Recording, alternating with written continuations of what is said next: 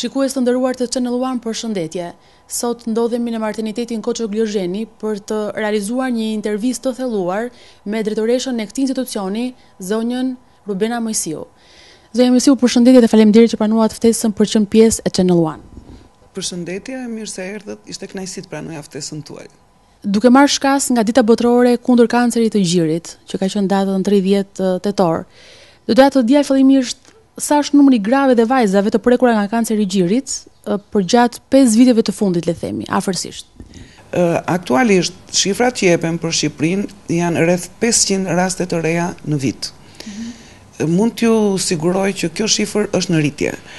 Ka qenë para disa vitesh 350, 360, kapi 400, tani ka vajtur 500 raste të reja në vit.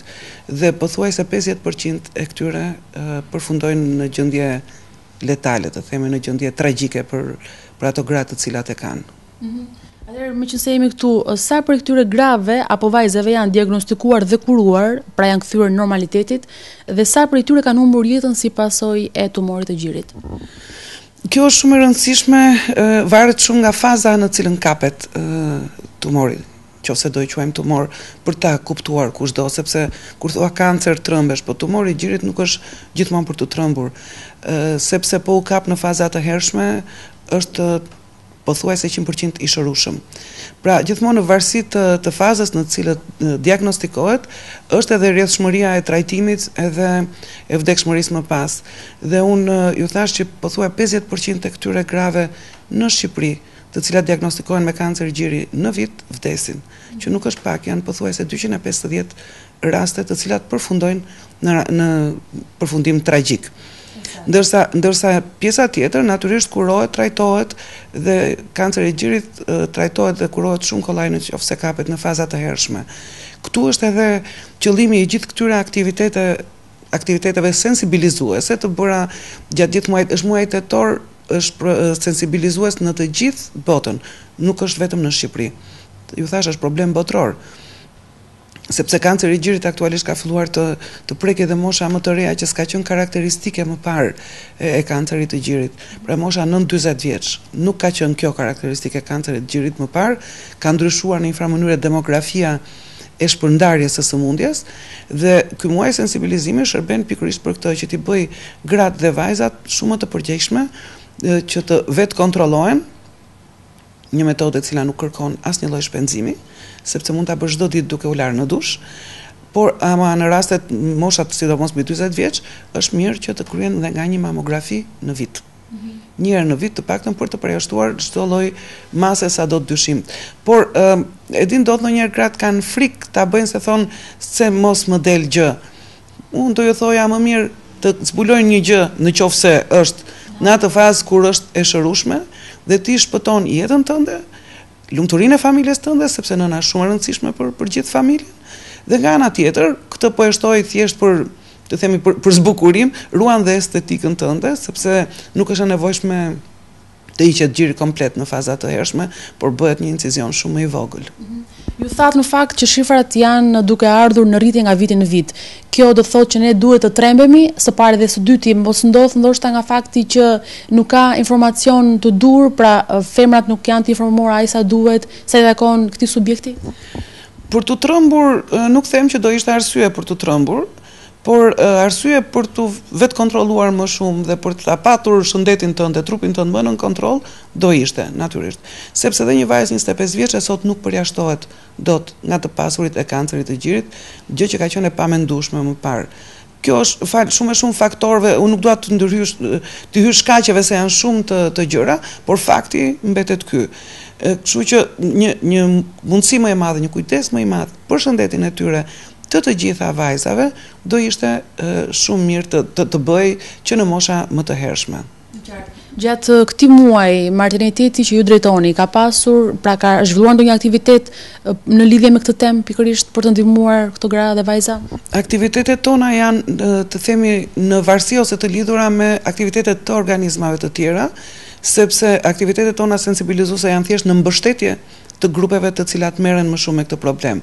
Pra, me Institutin e Shëndetit Publik, i cili ka për detyrë promovimin e shëndetit publik, me aktivitetet organizuara qoftë nga Kryetaria e Parlamentit, qoftë nga Shoqata e Grave Kristiane, e cila organizoi tani të fundit të datës 30, në të gjitha aktivitetet e bëra gjatë muajit tetor, institucioni jon ka qenë i inkorporuar, i përfshirë. Ajo që mund t'ju them, ne kemi bërë edhe një spot optimist, me këngë dhe me valle, për të treguar që kanceri i gjirit është i shërueshëm nëse kapet në kohë, dhe këtë e kemi bërë natyrisht në bashkëpunim me këto shoqatat, me Shoqatën e Grave Kristiane. Po pjesëmarrësit në atë spot janë të gjitha vajza dhe gra personeli i këtij institucioni. Atëherë ndalemi tashmë në pjesën e shërbimit të personelit tuaj ndaj pacientëve. Si është i organizuar stafi i mjekëve dhe infermierëve në martinitetin tuaj dhe sa është numri i tyre në të gjitha pozicionet e punëve ku ata operojnë? Atëherë, në këtë institucion aktualisht operojnë 281 persona. Natyrisht to nuk janë vetëm mjek, është një staf i tërë edhe mbështetja, pjesa mbështetëse, pjesa e pravavijës, pjesa e cila kryen një volum pune jo të dukshëm shpeshherë, por ndërkohë janë prezent këtu në këtë institucion. Për sa i përket stafit mjekësor, në këtë institucion janë aktualisht 36 mjek obstetër ginekolog, janë 7 mjek neonatolog dhe 11 mjek anestezist reanimator. Në qoftë se doni në një farë mënyrë, një farë përkthimi, unë përdora terminologjinë që ne kemi në statistikat tona, por grupi i parë janë mjekët të cilët merren me shërbimin ndaj grave kryesisht dhe nënave të porsalindura, por edhe grave të cilat kanë probleme ginekologjike. Pjesa e dytë, neonatologët merren vetëm me trajtimin e bebeve. Dhe pjesa tjetër, reanimatorët janë ata të cilët ndihmojnë gratë të lindin pa dhimbje apo të operohen pa dhimbje. Të shtoj edhe pjesën e personelit të mesëm. Aktualisht ne kemi 98 persona këtu të cilët janë personeli mesëm, që do të thotë mami dhe infermiere, që i shërbejnë edhe nënave edhe fëmijëve. Atëherë ndalemi në fakt tek një çështje e cila është diskutuar mjaft vitin e kaluar së paku. 6 mik dhe mami në martinitetin tuaj u akuzuan për marrje rrushfeti dhe natyre humore dhe masa e arrestit. Së pari, pyetja ime është, a janë pranuar ata të rikthehen sërish në vendet e tyre të punës? Dhe së dyti, që prej asaj kohe, a keni konstatuar ju raste të tjera të ngjashme? Dhe së treti, nëse i konstatoni raste të tilla, çfarë masash merr drejtoria juaj ndaj mjekëve apo infermierëve, të cilët marrin le të themi rrushfet apo siç quhet para në nduar prej pacientëve apo familjarëve të tyre? Doja të ndaleshim pak gjërë në këtë tematikë. Unë ju falenderoj që po e prekni këtë pjesë, sepse është vërtet një pjesë mjaft domethënse dhe mjaft e prekshme për ne. Është një problem dhe një diskutim që ne e bëjmë pothuajse çdo ditë, ka apo s'ka raste, ka apo s'ka ankesa. Sa për korrigjim, rasti që ju folët është 2 vjet përpara, kam qenë e përfshirë dashje pa dashje, i di të dhënat mjaft të sakta, ka qenë 2 vjet më parë dhe ata ishin 3 mjek dhe 3 mami infermiere. Ata janë kthyer në punë, 5 prej tyre me përjashtim të një personi e cila është shpallur fajtore nga gjykata e Tiranës. 5 të tjerët, mbas gjithë shkallëve të ndryshme gjyqësore, mbas edhe çik të stërgjatura, por të tërë janë kthyer me të themi me nënshkrimin i pafajshëm. Pra, në një farë mënyre ishte denoncimi, u bë zhurma, por unë pranoj dhe dua t'ju falenderoj tani, sepse që e përmendët të pikë, sepse ata aktualisht janë të pafajshëm dhe janë rikthyer dhe punojnë në përvendet e tyre të punës që kanë patur më parë në këtë institucion. Ky është një detyrim ligjor, do thoja, i drejtorisë në momentin që ata dalin të pafajshëm, por edhe në një farë mënyrë dhe sistemi i drejtësisë, sistemi ligjor të detyron që ta bësh këtë. Për sa i përket pjesëve të tjera që ju bët shumë pyetje aty, dhe për sa i përket atyre, a ka raste të ngjashme apo jo, dhe të themi çfarë qëndrimesh mban drejtoria. Atëre, raste të ngjashme për fat të mirë këto 2 vite nuk kemi pasur.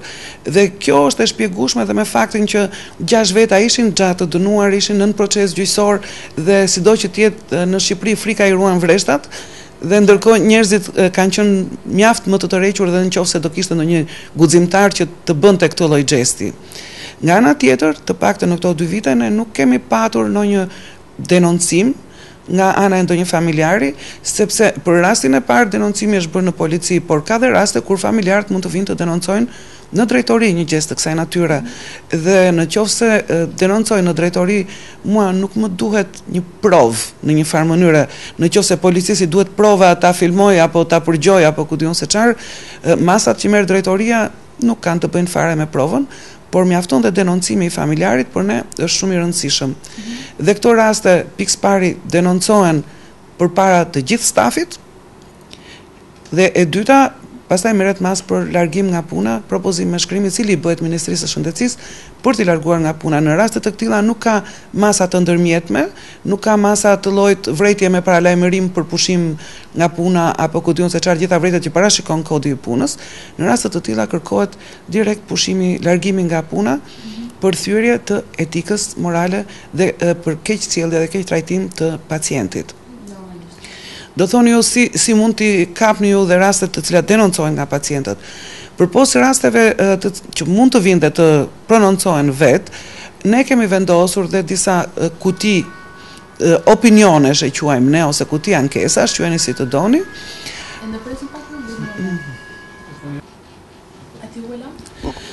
Atëre, në këto kuti të vendosura në disa nga repartet më të rëndësishme tonat, në disa shërbimet më të rëndësishëm, ne mbledhim në një farë mënyre opinionet me shkrim të pacientëve.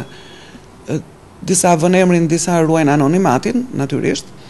Merren parasysh ato raste, të paktën kur flitet për opinione negative, merren parasysh rastet kur vendoset emri, sepse anonimi për mua nuk ka asnjë vlerë, ai që bën një akuzë është mirë të përballet me akuzën deri në fund.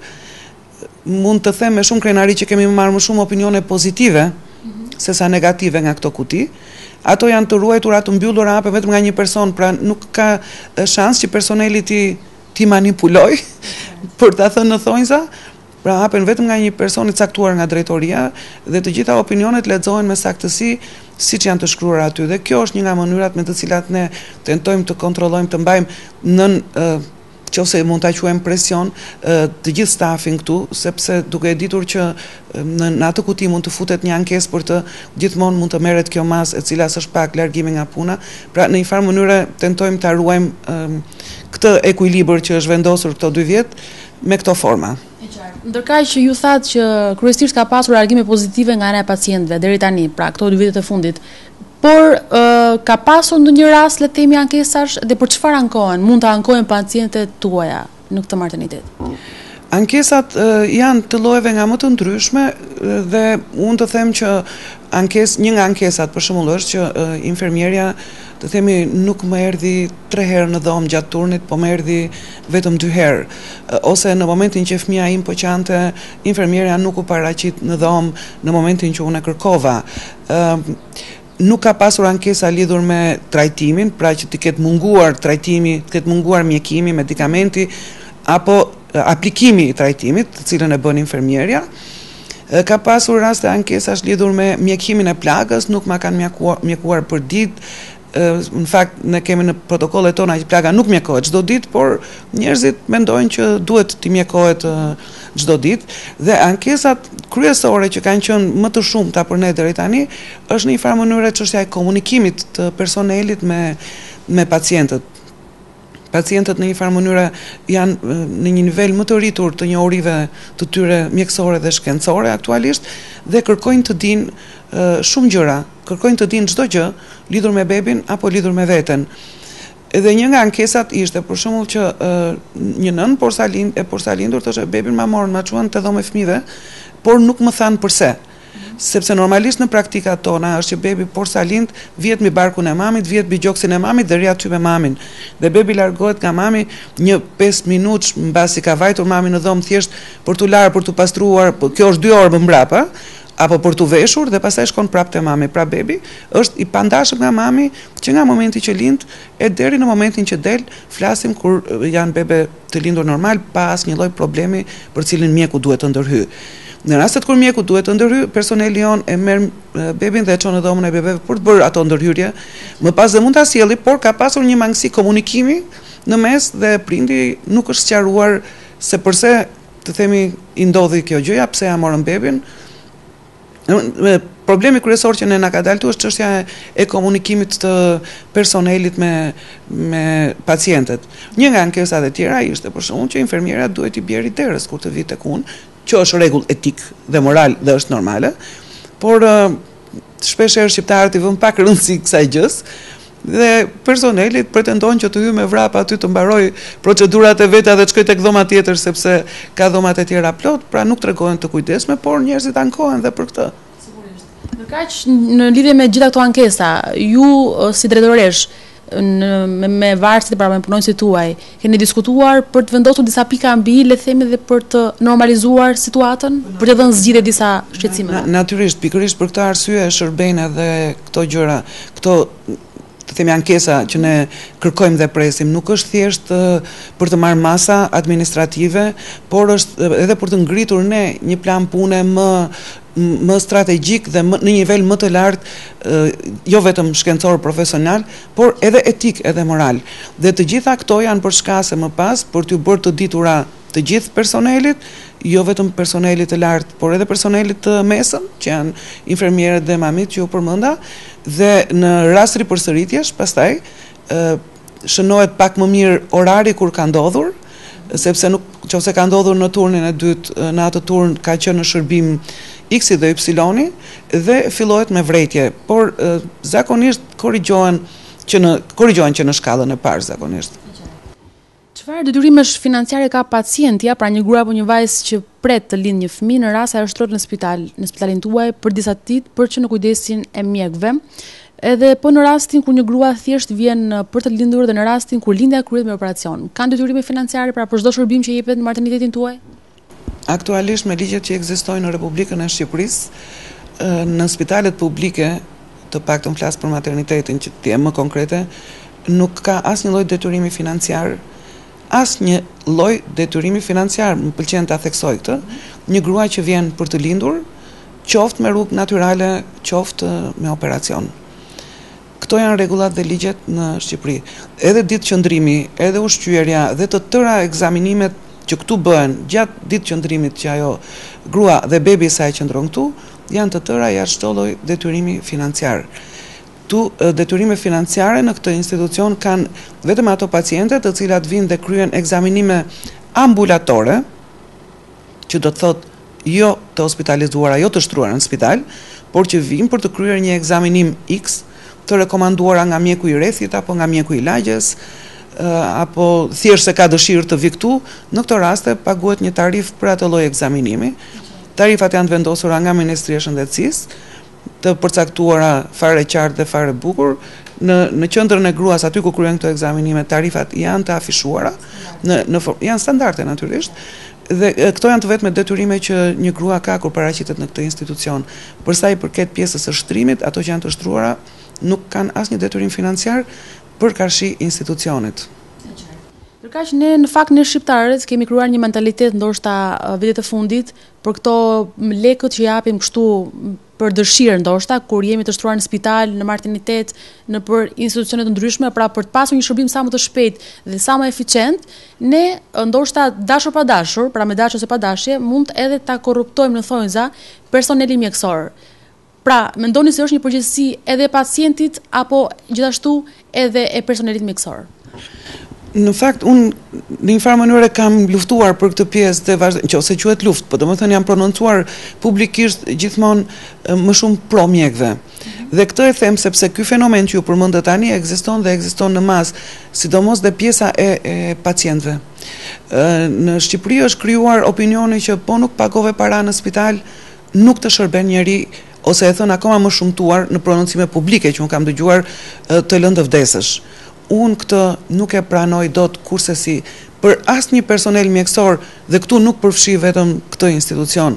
Unë këtu përfshi të gjithë ata të cilët punojnë si mjek, si infermiere apo si mami, nuk ka rëndësi, të cilët kanë bërë një betim të Hipokratit në shkollën e tyre dhe të cilët në thelbin e misionit të tyre kanë humanizmin, shërbimin profesional secili e jep në bazë të edhe nivelit që ka. Jo të tërë mund të jenë perfekt. Gabime profesionale dhe mund të ndodhin, por gjithmonë nga pakujdesia ose nga padia, por jo nga padashja. Unë këtë nuk e pranoj dot kur, nuk ka mjek në botë që do dëshiroj që pacienti i vetë të vdesi për arsyen sepse nuk i dha para. Asnjë mjek nuk do të përflitet në botë për këtë arsye. Nuk ka shanse të ndodhi kjo. Unë nuk e di pse ka lindur ky koncept tek njerëzit, mbase ndonjëherë unë i vë faj edhe mediave, mbase ndonjëherë është edhe stimuluar më shumë se ç'duhet nga media, duke marrë opinionin vetëm të njërës palë, por jo të palës tjetër. Unë kam patur mundësi të prononcohem në media për këtë problem, për kolegët e mi nuk e kam patur atë mundësi. Ndërkohë do ishin shumë të gatshëm të prononcoheshin të tërë për të thënë që shiko se nëse pacienti e quan veten të dhunuar kur vjen këtu në momentin që jep para, edhe mjekët janë pjesë e dhunuar gjithashtu, sepse edhe mjeku nuk e ndjen veten fare mirë nëse dikush i vjen nga mbrapa dhe tenton t'i fusi në xhep një sasi X parash, që mund të jetë qesharake, po mund të jetë edhe një shifër e konsiderueshme, nuk po e marr përsipër këtë pjesën. Thjesht xhesti është aq për ulës, aq të ul ty si person në atë moment, saqë ti do doje gjithë arin e botës, nuk do e doje mbase në atë moment, vetëm këtë xhest mos ta kishe pranë teje, mos do të ndodhte ty. Është dhe ky fenomen i kundërt. Me rastin në fjalë, ne kemi të themi afishuar në përmuret e institucionit ton, kartën e të drejtave të pacientit, natyrisht, por përbërë saj është dhe karta e të drejtave të mjekut. Sepse dhe mjekët kanë të drejtat, mjekët dhe personeli mjekësor kanë të drejtat e veta dhe nuk ka arsye pse pacientët të vinë t'i dhunojnë, unë e konsideroj formë dhune, futjen e parave në xhep me dhunë, një farë mënyrë quhet me dhunë, dhe nuk ka pse të dhunohen edhe mjekët nga ana e pacientëve thjesht sepse ai ka ardhur në spital dhe kërkon shërbim, shërbimi do jepet njësoj. Dalimi pak tek ana teknike pra e pajisjeve që funksionojnë në maternitetin Koço Glozheni.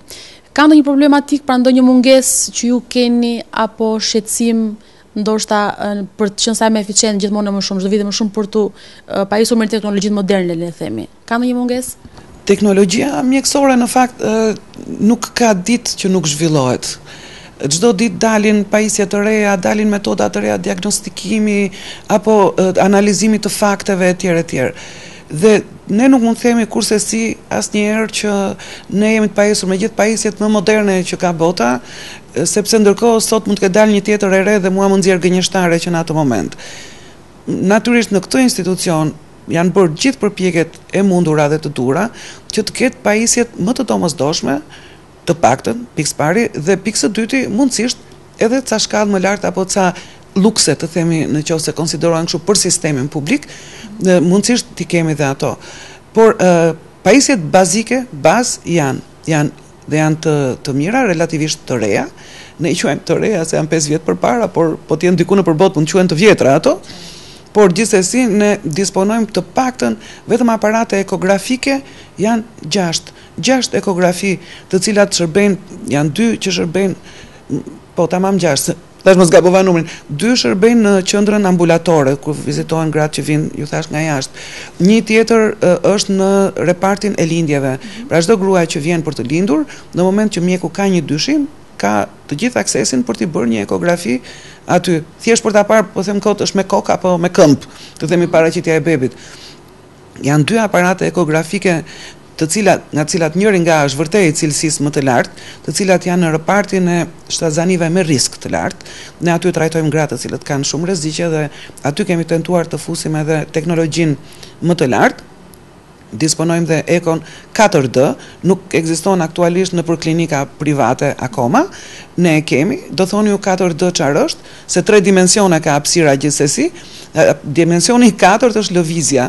Pra një nën aty e shikon bebin, jo vetëm me 3 dimensione, çfarë forme e ka hundën, ngjyrën e syve nuk e shikon dot, çfarë forme e ka hundën, çfarë forme e ka buzët, gishtat e këmbëve etj. Por e shikon dhe duke lëvizur, dhe bebi lëviz dorën, fut gishtin në gojë, ngren këmbën, fut gishtin në gojë, bën lëvizje të cilat janë, themi, shumë të kënaqshme për nënën, ne e disponojmë dhe këtë, dhe ndërkohë kemi dhe një aparat tjetër ekografie në repartin e bebeve, i cili është vetëm në funksion të bebeve të porsalindura, që mund të kenë probleme për cilat mjekët duhet të diagnostikojnë. Pajisjet laboratorike gjithashtu i kemi të mira, të reja, ca të marra vjet, ca të marra para 3 vjetësh, por që bëhet një gamë shumë me gjëra analizash. Mund të ketë shumë pak analiza të cilat ne nuk jemi në gjendje t'i kryejmë këtu dhe na detyrohet t'i dërgojmë pacientët të themi jashtë institucionit, siç mund të jetë skaneri apo rezonanca magnetike, por ato janë aparatura madhore që nuk ka asnjë shtet leverditi ketë në çdo spital. Ato zakonisht janë të grumbulluara në një qendër dhe pacientët shkojnë aty që e kryejnë. Kështu që mund të them që jemi të kënaqur, por e mira nuk ka fund. Jemi në vazhdimisht në kërkim të gjërave të reja dhe më të mira.